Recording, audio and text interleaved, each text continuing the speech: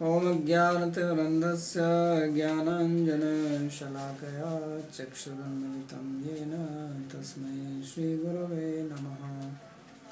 वन्देऽहं श्रीगुरोर्श्रीयुतपदकमलं श्रीगुरून् वैष्णवांश्च श्रीरूपं साग्रजातं सहगणरघुनाथान्वितं तं सजीवं साद्वैतं सावधूतं परिजनसहितं श्रीकृष्णचैतन्यदेवं श्रीराधाकृष्णपादान् सहगणललिता श्रीविशाखान्वितांश्च।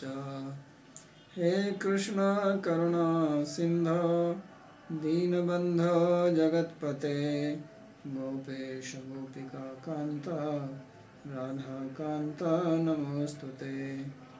तप्तकाञ्चन गौराङ्गी राधे वृन्दावनेश्वरी वृषभानुसुते देवी प्रणमामि हरिप्रिये। नमो महावदान्याय कृष्णप्रेमप्रदायिने कृष्णाय कृष्णचैतन्य नामिने गौरत्विषे नमः। पञ्चतत्त्वात्मकं कृष्णं भक्तरूपस्वरूपकं भक्तावतारं भक्ताख्यं नमामि भक्तशक्तिकं। श्रीकृष्णचैतन्य प्रभु नित्यानन्द श्री अद्वैत गदाधर श्रीवासदि गौरभक्तवृन्द। हरे कृष्णा कृष्ण कृष्ण हरे हरे हरे राम राम राम हरे हरे। नारायणं नमस्कृत्य नरं चैव नरोत्तमं देवीं सरस्वतीं व्यासं ततो जयमुदीरयेत्। Reading from Srimad Bhagavatam, 3rd Canto, 5th chapter, verse number 4. Vidura met Maitreya at Haridwar after he was instructed by Uddhava to go and hear from him the message which Krishna has given.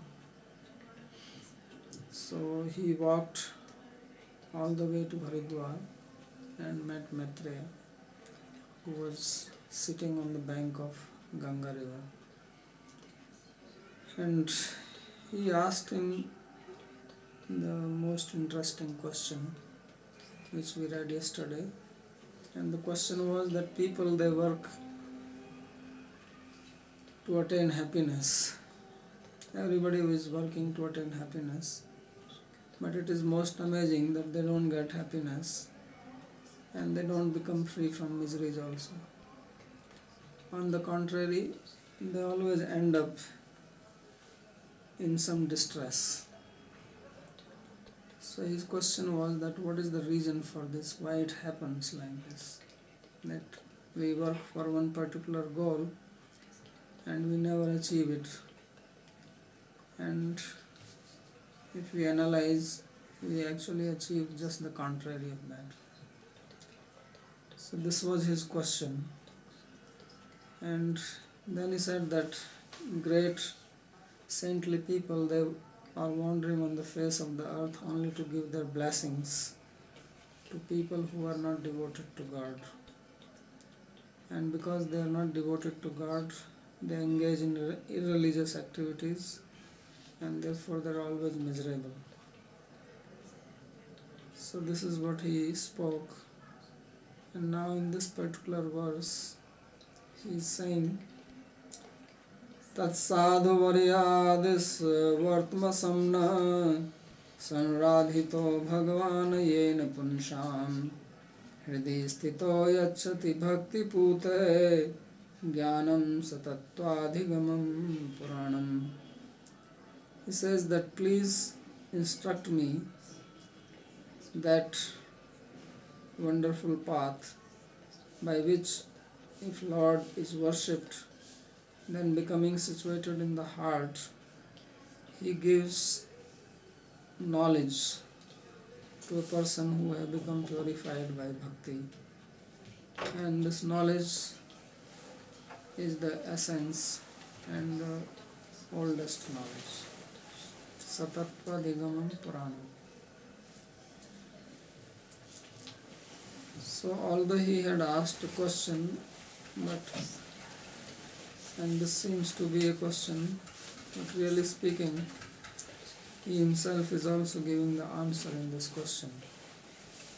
Because he says that, teach me the path of worship of the Lord.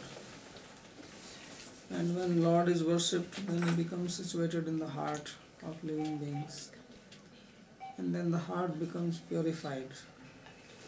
And when heart is purified, then knowledge is realized. So basically we are all suffering in the material world due to ignorance of the Supreme Lord and ignorance about our true nature. We don't know who are we, and we are misidentifying with the physical body, which is only an instrument for us, the soul. And this identification is so strong that no matter how much we hear about it, it does not go away. We can go on hearing till morning, starting from morning till evening, that we are not this body. We will never give up this idea. We can shake our hands, but we will stay wherever we are. In Hindi there is a saying, it is a village saying. In India, in the villages, there used to be panchayat. If there was a dispute between people, then they will not go to the court. It's a very expensive affair. You know that the lawyers charge by hours, and it's a time-consuming process. So they will settle their quarrel in the village itself. Even now, this is practiced in the villages in India. So this man had a house next to the path, and whenever it rained, then all the rainwater will fall on the road and it will make a mess. So the neighbors told him that he please make some arrangement for this water, that it does not come onto the road. So he did not listen. He said, who the hell are you to tell me? The road is common road, it is not your father's road. Who are you to tell me this? So then they went and complained to the village chief. And then village chief called for the panchayat. Panchayat means there used to be 5 people, not just one. There is a village head and then there are 4 other people, and they make the decision. So the meeting was called, and then it was decided that he has to change the flow of the water. So this man, he stood up, because once the decision is made, then he has to follow it, and if he will not follow, then they have punishment. And the biggest punishment used to be that he will be thrown away from the society, which means nobody will sit with him, nobody will eat with him, nobody will have any relationship with him, and if he has sons or daughters, they cannot be married in the society. He becomes like an outcast. So previously in the society this was a very big deal. Now if it happens, you don't care, because everybody is living separately anyway. You can go and eat in the restaurant, who cares? And you can go to another city and marry somebody. But in those days, this was a very big punishment. Like if you go to village, they sit down and they smoke this hookah, hubble bubble together. And the first punishment was that you cannot smoke with others. So then this guy has to just sit alone. Or if he's sitting with others, they will not give him this for smoking. So he feels left out. And this is a very big punishment in our society if you are left out. Because man is called a social animal, like to socialize. And if you cannot socialize, that is also a punishment. So sometimes some people commit some offense, they are put under house arrest, which basically means that they cannot socialize. This is the punishment. So previously this was the punishment, that he could not socialize, he was outside the society. So this man, he stood up, he folded his hand and he says, I accept the decision made by the panchayat, the village chief. But the thing is that water will fall on the road. So what is the meaning of accepting? He is not changing the flow of the water. This patnala, or the pipe which was towards the road, he says it will stay wherever it is, I am not changing. But I accept the decision, I am not going against. So it is something like that we may hear so many times that you are not this body, you are a soul, and body is only a machine, it is a vehicle, it's like a car. But still, we never give up the attachment to the body. We say, yes, we accept that we are not the body, but we continue to be attached to it and consider it our own self. So therefore, he says that please tell us the means by which I can actually become free, I can realize this fact. So the source of our suffering is this misidentification with the body, and that is due to ignorance of our true nature.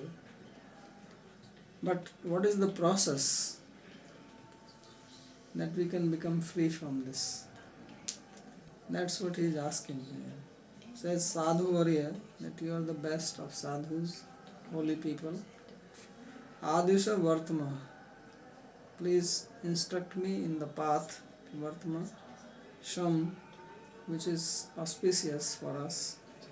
Sarvadhito Bhagavan Yena Pancham, that if by that process we worship the Lord, then Lord will become situated in our heart.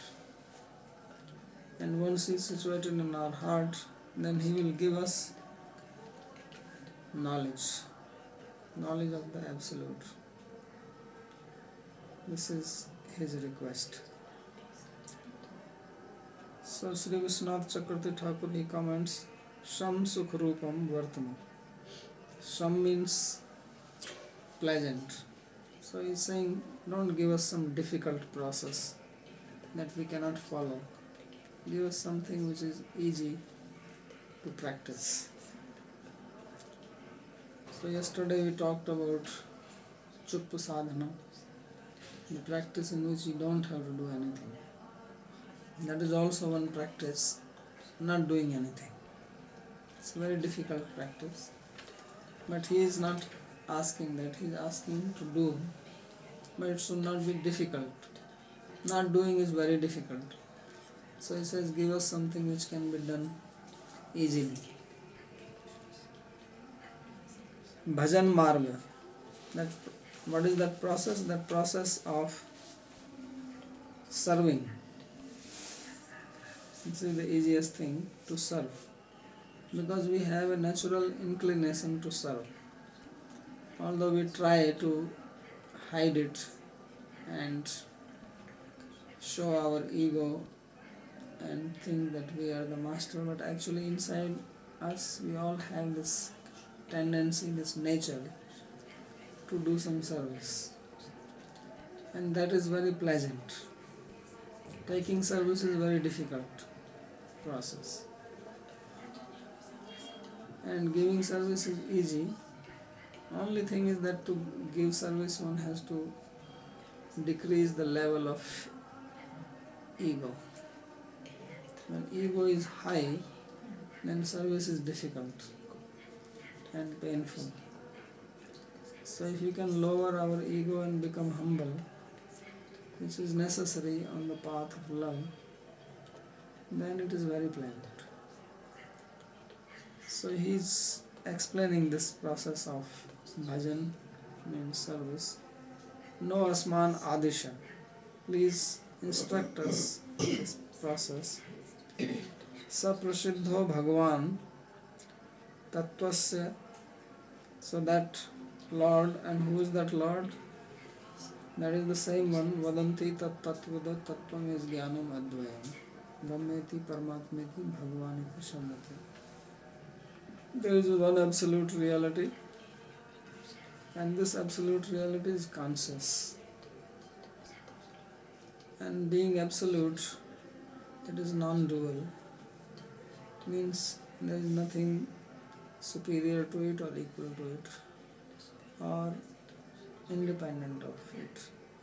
Everything is dependent on it.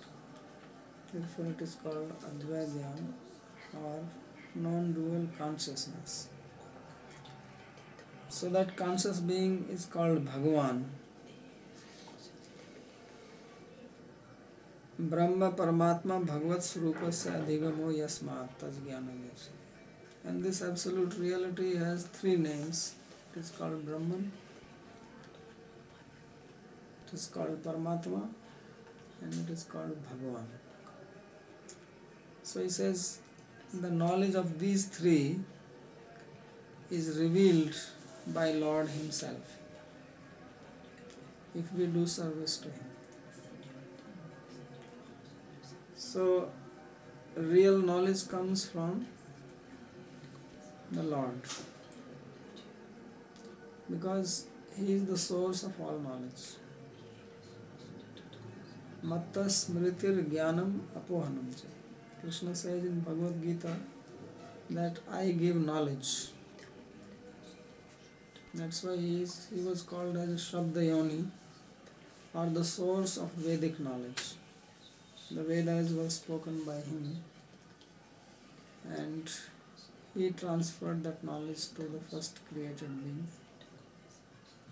And he can also give this knowledge to us if we worship him. Then he becomes situated in the heart and reveals the knowledge. So process is same. Brahma also worshipped the Lord, and when Lord was pleased by his worship, then he came and he instructed him in this knowledge through the heart. So same thing can happen to anyone else who will worship him with the sincere heart. That's what is being described. Yaduktam tat shraddhadhana muniyo ज्ञान वैराग्य युक्तया पश्यन्ति आत्मनिता च आत्मानं भक्त्या श्रुते गृहीतया. So it was said earlier in the first canto, second chapter, that when thoughtful people they worship the Lord, then Lord reveals Himself to them. Pashyanti Atmani cha Atmanam. And within their heart they see the Lord, because Lord is accepted by hearing. So the process of devotion begins by hearing. Bhaktya Shruta Grihitaya. And this hearing has to be done with faith. Then Lord becomes situated in the heart and reveals Himself. Puranam Puratanam Namimanshadikam Arvachim. So then He reveals knowledge of the Tattva, the absolute knowledge, which is very old and it is not modern like Mimamsa. Mimamsa is one school of philosophy started by Germany.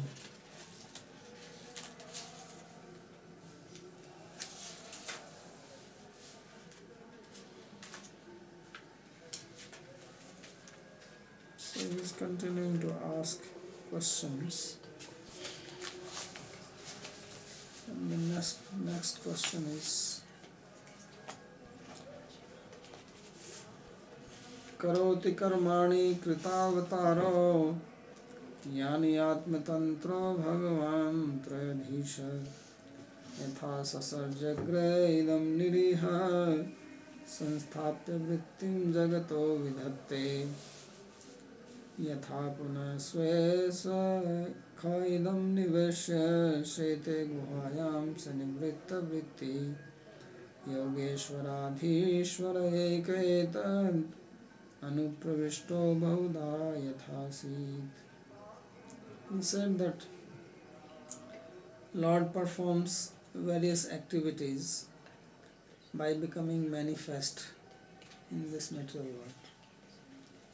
He is not visible all the time, but sometimes he becomes visible to people.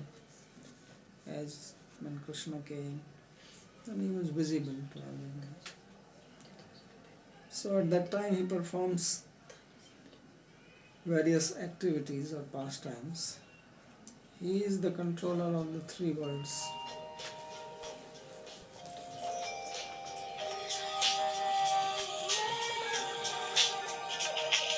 And although he is non-doer, akarta,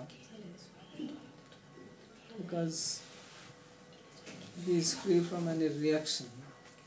When we perform action, then we get some reaction for that. But Lord, he performs activities and he is never implicated in the reaction. So therefore he is called akarta. So he says, although he is non-doer, yet he does activity because he created this universe. The universe did not happen by itself. Nothing happens by itself. Every action has an agent behind it. Every product is created by somebody. So the universe was also created by the Lord. And after creating, he made certain laws, some principles for the living beings which they have to follow. And then in future a time will come when he will close the show and everything will become annihilated and everything will get absorbed back into the Lord. Then he sleeps by taking shelter of his Yoga Maya. And the Lord is one, but he enters into everything. So he is one, but he expands his form into super soul and is situated in every atom. So he says that please explain to me all this secret, how he does all this. This is the next question he is asking. Karoti karmani ityadinam varnayati. So he says that the activities which Lord performs, please explain that to me. Trayadhisha Purush Trayesha Krishna. So Trayadhisha is a name for Krishna because he is the controller of the three Purushas or the three super souls. There is a super soul of the material energy, there is super soul for the universe, and then there is super soul for the individual living beings. So Krishna is the master of all these three, therefore he is called Trayadhisha. Karmani Govardhan Uddharanadini, and he performs activities as lifting Govardhan hill. So there is a Govardhan hill here, and Krishna had lifted that to protect the people from heavy rain. So he says, please describe that to me.